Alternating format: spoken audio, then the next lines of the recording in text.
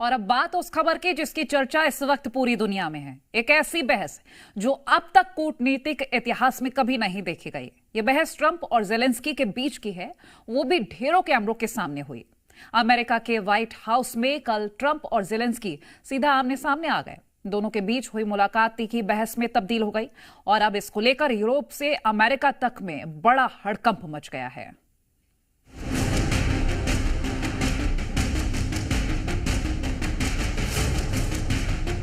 Trouble. I know. You're not winning. I know. You're not winning this.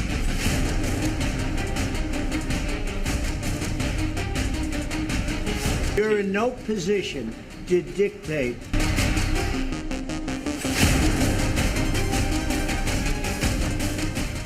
White house का Oval office, जो कि इतिहास में कई बड़े देशों के राष्ट्राध्यक्षों के बीच मुलाकात का गवाह बना, उस दफ्तर में दो देशों के राष्ट्रपतियों के बीच ढेरों मीडिया और कैमरों के सामने जो हुआ वो आज तक कभी नहीं हुआ था। अमेरिका के राष्ट्रपति डोनाल्ड ट्रंप और यूक्रेन के राष्ट्रपति जेलेंस्की के बीच बहस हुई और इतनी तीखी बहस हो गई कि जेलेंस्की को तुरंत ही व्हाइट हाउस छोड़कर जाने को कह दिया गया। Is in big trouble. Can I Wait a answer? minute. No. You've done a lot of talking. Your country is in big trouble. I know. You're not winning. I know. You're not winning this. You have a damn good chance of coming out okay because of Mr. us. Mr. President, we are staying in our country, staying strong from the very beginning of the war. We've been alone, and we are thankful. I said thanks you haven't in been this alone. cabinet. इस बहस में एक तरफ Zelensky थे और दूसरी तरफ America के राष्ट्रपति डोनाल्ड ट्रंप और उपराष्ट्रपति जेडी वेंस। और ये बात इतनी बढ़ गई कि ट्रंप ने जेलेंस्की को वर्ल्ड वॉर के लिए उकसाने वाला बता दिया, अमेरिका का अपमान करने वाला बता दिया, ये तक कह दिया कि आप युद्ध हार कर रहेंगे और आपका देश अब बहुत बड़ी मुसीबत में फंस चुका है। और दूसरी तरफ से जेलेंस्की ने कहा कि ट्रंप पुतिन की भाषा बोल रहे हैं और वो युद्ध विराम के लिए नहीं मानेंगे।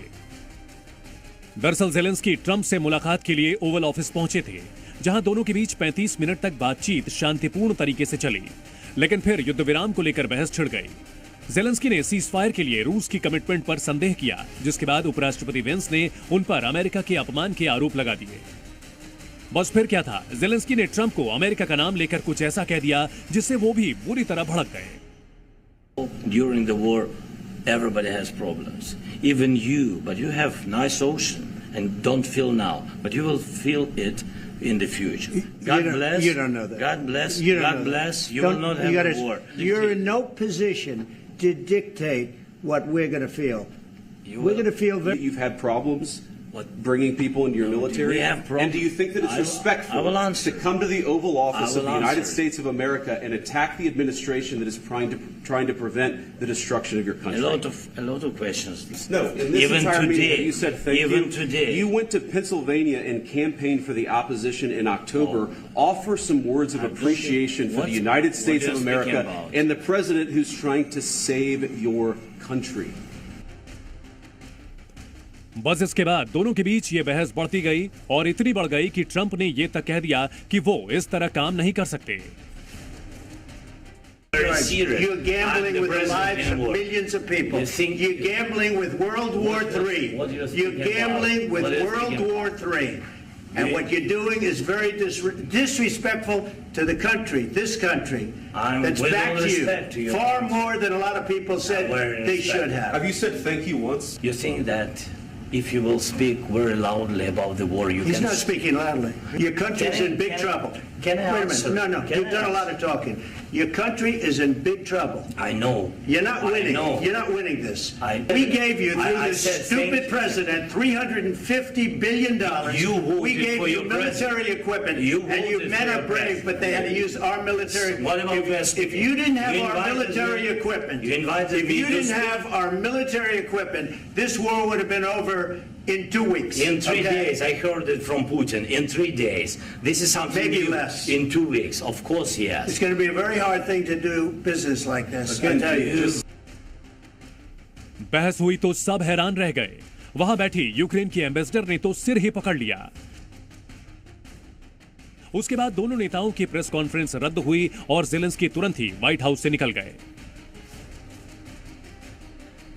जेलेंस्की के साथ बैठक के कुछ ही देर बाद डोनाल्ड ट्रंप की ओर से बयान जारी किया गया और लिखा गया कि मुझे शांति चाहिए। जेलेंस्की ने हमारे ओवल ऑफिस में अमेरिका का अपमान किया, अब वो यहाँ दोबारा तभी आ सकते हैं जब वो शांति के लिए तैयार हों। We had a meeting today, as you know, with President Zelensky, and I would say it didn't work out exactly great from his standpoint. I think he very much overplayed his hand. We're looking for peace. We're not looking for somebody that's going to sign up as strong power and then not make peace because they feel emboldened, and that's what I saw happening. For he's looking to go on and fight. We're looking to end the death. दोनों के बीच ये बहस हुई तो इस पर दुनिया भी बट गई। जहां एक तरफ यूरोप के कई देशों ने खुलकर जेलेंस्की का समर्थन किया, तो वहीं कई देश अमेरिका के साथ खड़े हैं। फ्रांस, कनाडा, स्पेन, पोलैंड और जर्मनी ने खुले तौर पर यूक्रेन का समर्थन किया और कहा कि वो यूक्रेन के साथ खड़े हैं। तो वहीं इटली ने कहा कि अगर वेस्ट विभाजित हुआ तो इसका बड़ा नुकसान होगा। जॉर्जिया मेलोनी ने तो ये तक प्रस्ताव दे दिया कि अमेरिका, यूक्रेन और यूरोप को मिलकर इस संकट पर बात करनी चाहिए। ट्रंप और जेलेंस्की की इस बहस के अब बड़े परिणाम हो सकते हैं, क्योंकि दुनिया जानती है कि ट्रंप इसे बर्दाश्त नहीं करने वाले। दुनिया में इसे लेकर अब चिंता बढ़ गई है कि इसमें आगे क्या होगा। यूक्रेन को इस विवाद में यूरोप का खुलेआम समर्थन मिल रहा है, तो इसमें सवाल यह भी है कि क्या यूरोप खुले तौर पर अमेरिका के खिलाफ आ जाएगा? क्या दुनिया में वर्ल्ड वॉर 3 की आहट इस बहस से सुनी जाने लगी है? ये ऐसे सवाल हैं जो इस वक्त सबके मन में हैं, क्योंकि व्हाइट हाउस में जो हुआ वो बेहद असाधारण था और अब जेलेंस्की और ट्रंप की ये लड़ाई एक बेहद खतरनाक मोड़ कभी भी ले सकती है। ब्यूरो रिपोर्ट, जी मीडिया।